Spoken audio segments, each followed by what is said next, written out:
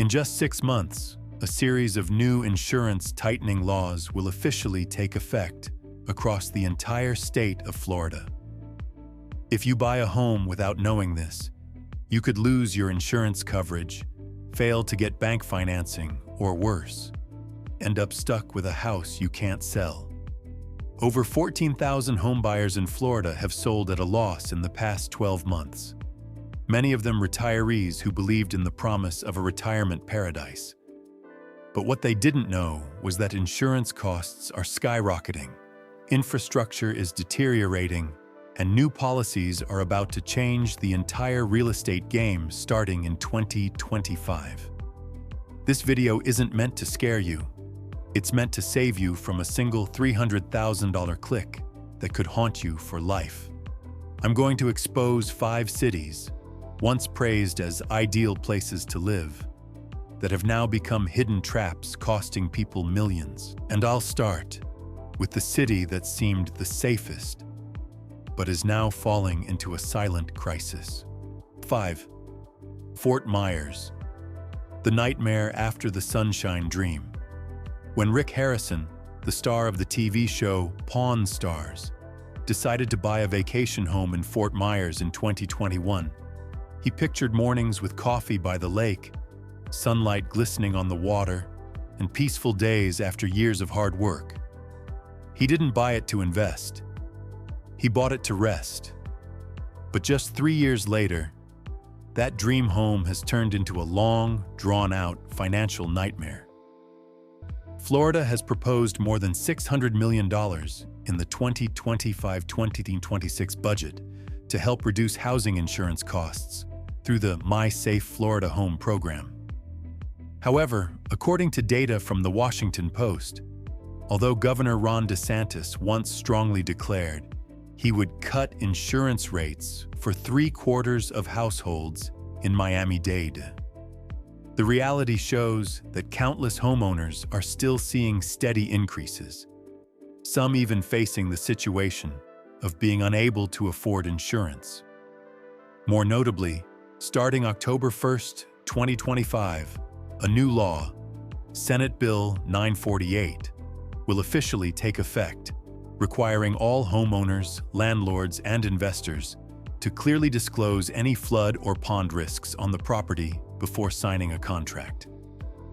This has already caused thousands of transactions to stall as buyers grow wary. In the Tampa Bay area, Citizens Property Insurance, the state's largest insurance company, has cut more than 90,000 policies in just 12 months. That's not just a number. It's a sign of withdrawal, of an insurance market shifting rapidly and filled with risk.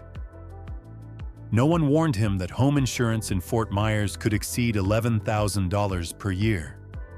No one told him that HOA fees and private pool maintenance could reach nearly $10,000. And certainly no agent ever told the truth that Fort Myers sits within one of the most flood and hurricane-prone zones in all of Florida. My dream wasn't to look at bills every month and panic, Rick shared in a 2024 interview. In the end, he sold his house at a loss of nearly $100,000 just to escape the endless spiral of rising costs. And Rick is not alone. As 2025 begins, Fort Myers, once hailed as the jewel of the Gulf, is shedding its dreamy layers, revealing a market full of volatility, soaring costs, and shrinking opportunities. Home prices are falling fast, but not because they're attracting buyers. It's because sellers are panicking. In September this year, data from Redfin showed that home prices in Fort Myers had dropped 13.6% compared to the previous year. But what's even more alarming is that the average time to sell a home has now exceeded 90 days, and that number keeps rising as supply continues to flood the market. Many thought buy cheap and rent out would be the escape plan, but after Hurricane Ian, and with renters leaving due to infrastructure concerns and rising costs, the rental market has gone cold. Landlords no longer hold the upper hand. Price cuts, free rent incentives, and even accepting losses have become the new normal. However, what's driving many into crisis is the exponential rise in insurance costs. Fort Myers is not only in a high-risk hurricane zone but also one of the epicenters of Florida's insurance crisis. Even brand-new homes, if located near low-lying areas or lacking hurricane-resistant windows, are classified as high risk and forced to pay massive premiums for coverage. After Hurricane Ian, many areas in Fort Myers lost partial or full eligibility for NFIP, the Federal Flood Insurance Program. The result? Flood insurance premiums skyrocketed, and many banks began refusing loans unless homeowners could prove they had the financial capacity to maintain minimum coverage. It doesn't stop there. New state policies, laws such as SB 4D and SB 154, now require periodic structural inspections, mandatory reserve funds, and updated construction standards for community housing. That means even if you live in Fort Myers, in what seems like a stable neighborhood, your maintenance costs will keep climbing. Imagine you're a retiree living on a fixed monthly income, and every year, your insurance, taxes, and community fees rise another 10–20%. No pension increase can keep up with that pace. That's the reality thousands of Fort Myers residents are facing, and even escaping it isn't easy. Because when a market loses liquidity, you're no longer the one setting the price. The buyer is, and they know you're desperate. Fort Myers is no longer a retirement paradise. It's an expensive lesson about buying a home with emotion instead of financial logic. If you're over 50 and dreaming of a peaceful life, don't let a discounted price tag fool you. In Fort Myers, what's cheap is only the surface. What's expensive is everything that happens after you turn the key. Have you ever considered buying a home in Fort Myers? Or do you know someone who's gone through a similar story? Share your thoughts below, so others can learn before it's too late. If you think Fort Myers is an isolated case, just wait until you hear about Port St. Lucie. Once praised as a model city for retirees, the truth is, once you move in, finding the way out isn't that easy. 4. Port St. Lucie. Once you're in, you don't know the way out. Linda and her husband, a retired aerospace engineer, left New Jersey in search of a peaceful post-retirement life. They chose Port St. Lucie, drawn by brand new housing developments, clean parks, and the promise: the most livable city in Southeast Florida. With nearly $500,000 in savings and a stable pension, they thought everything had been carefully planned.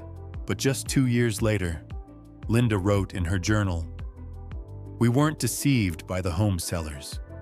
We were deceived by how perfect this city looked." It's hard not to fall in love with Port St. Lucie at first. The wide streets, the man-made lakes reflecting the sunset, and neighborhoods with names like Serenity, Tradition, and Verano all sound so promising. With an average home price of around $415,000, it's still cheaper than Palm Beach or Fort Lauderdale. Amenities like golf courses, walking trails, the Cleveland Clinic Medical Center, and newly built schools made it once hailed as the new resort city for the middle class. But the reverse side of that medal began to show as the population exploded. Since the pandemic, Port St. Lucie has welcomed over 50,000 new residents, most of them retirees or transplants from more expensive states. The city hasn't been able to keep up. Major roads like Crosstown Parkway and Becker Road are constantly jammed. A trip to the hospital can take 40 minutes during rush hour. The drainage system is overwhelmed. The city government has had to allocate $615 million, CIP 2025 to 2029, to upgrade infrastructure and replace the aging septic systems. Housing ownership costs have also skyrocketed. Maintenance fees, utilities, and property taxes are adjusted annually. Water and wastewater utility rates began increasing in October 2024 and are expected to continue rising in the coming years. For a household earning around $75,000 per year, paying over $3,000 and $5,000 annually for insurance, plus other service fees, makes the total cost of ownership, TCO, easily exceed affordability. The price-to-income, PI ratio here now ranges between 5.3 and 5.6, surpassing the sustainable affordability threshold used by many financial experts. This means that even if you've already purchased a home, you'll still struggle with hidden costs just to maintain your lifestyle.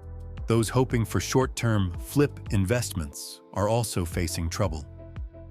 The average days on market, DOM, in areas like Tradition or St. Lucie West now range from 86 to 123 days, with many homeowners forced to reduce prices after months without offers.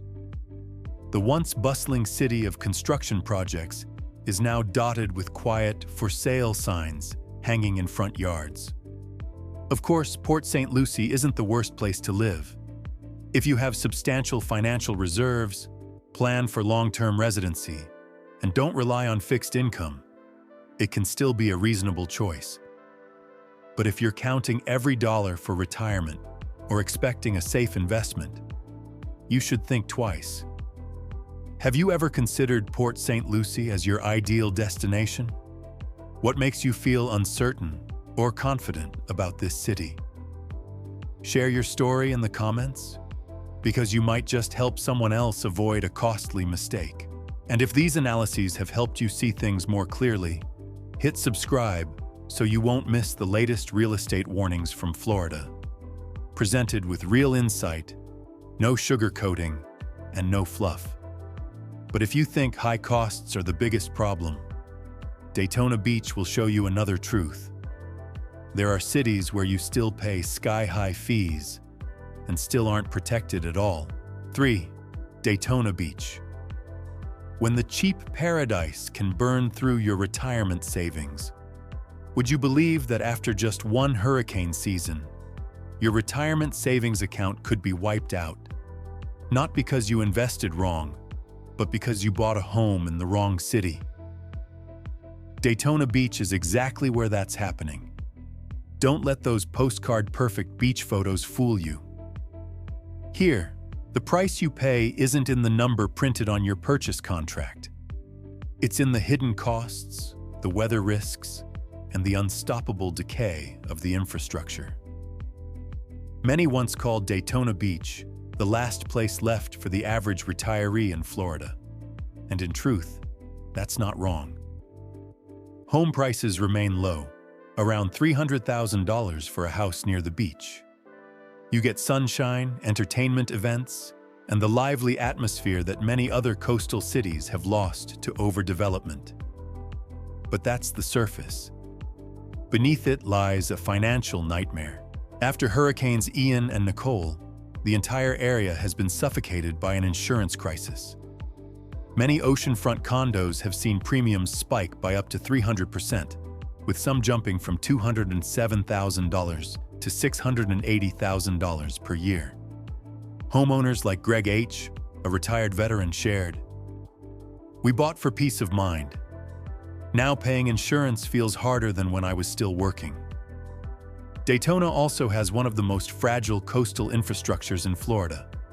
There have been seawall collapses, condo evacuations, and repair costs for things like retaining walls, pools, and basements that aren't covered by insurance, shifting the burden directly onto homeowners. This has caused the total cost of ownership, TCO, here to skyrocket, especially for those living on pensions or fixed incomes. Think you can just sell if it doesn't work out? Think again. With an average DOM, days on market, exceeding 80 days, and a growing number of properties discounted multiple times but still unsold, Daytona's liquidity is hitting rock bottom.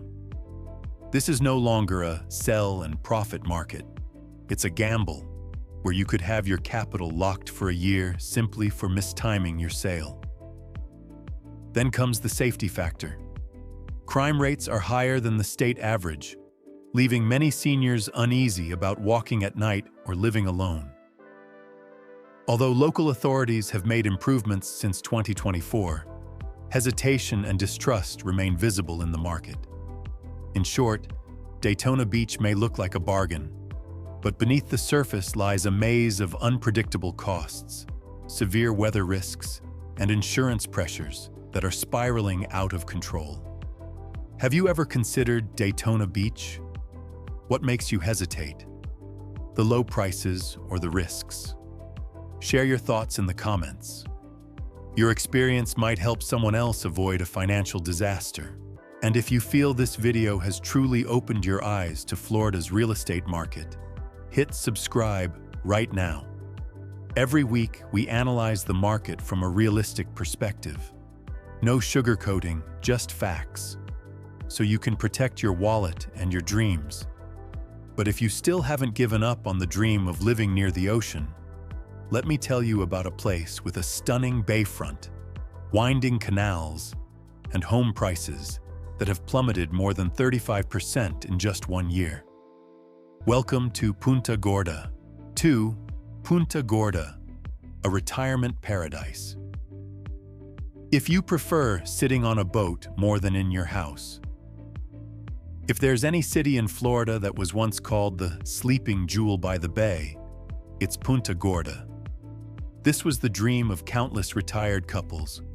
Morning boat rides, afternoon barbecues, and sunsets kissed from the porch.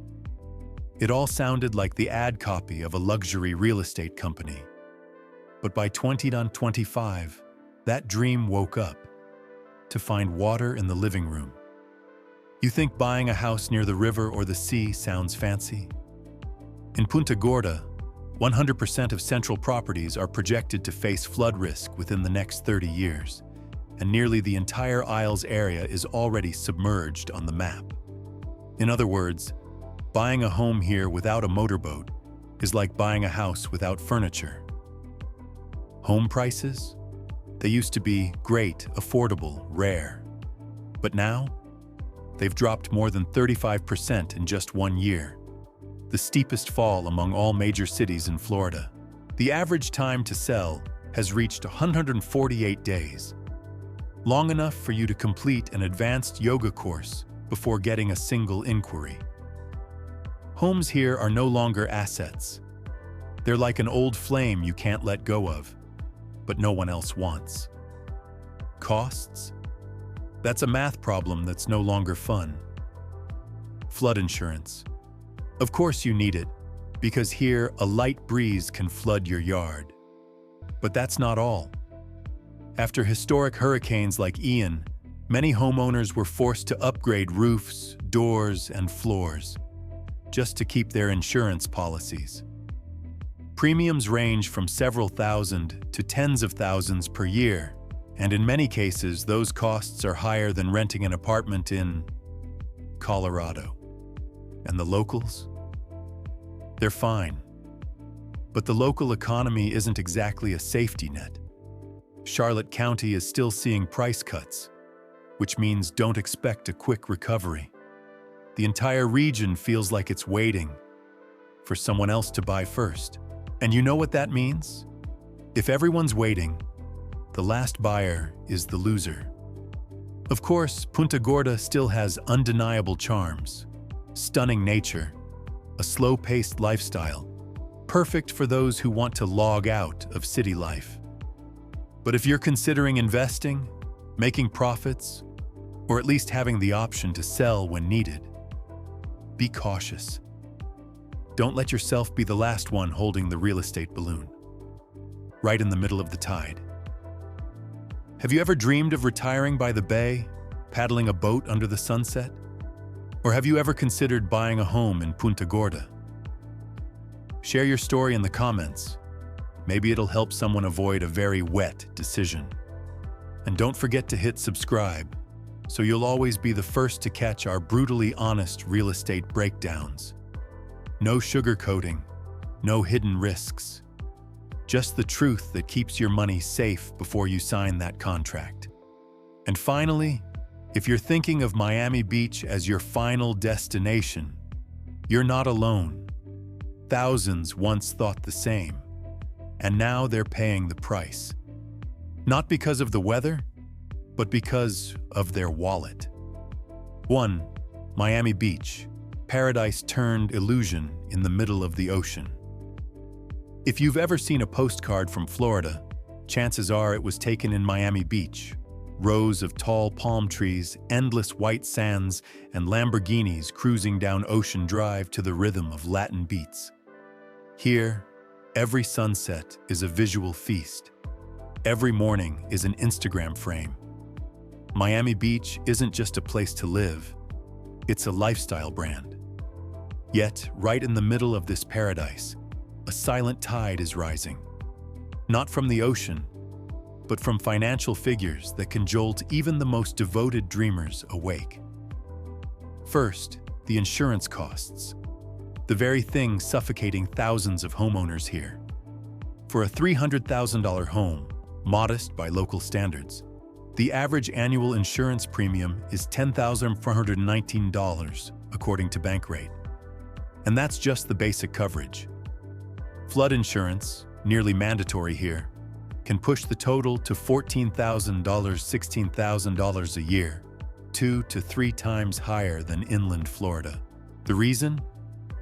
Not just hurricanes, but an increasingly common phenomenon known as king tides, sunny day floods. Seawater seeps up through drains, creeping into neighborhoods without a single drop of rain. According to the City of Miami's 2025 report, dozens of residential zones now fall under frequent tidal flood alerts. You could wake up, admire the sparkling sea from your window, and realize your garage is half underwater. And that's not all. Miami Beach is also facing the aging condo crisis, the aftermath of the 2021 Surfside collapse. New laws, SB 4D, SB 154, HB 913, and others, require mandatory structural inspections, repair funds, and upkeep for all buildings over 25 years old. The result? Hundreds of condo owners in Miami Beach are now burdened with HOA fees as high as $700, $1,000 a month, not including special assessments that can reach hundreds of thousands of dollars per unit.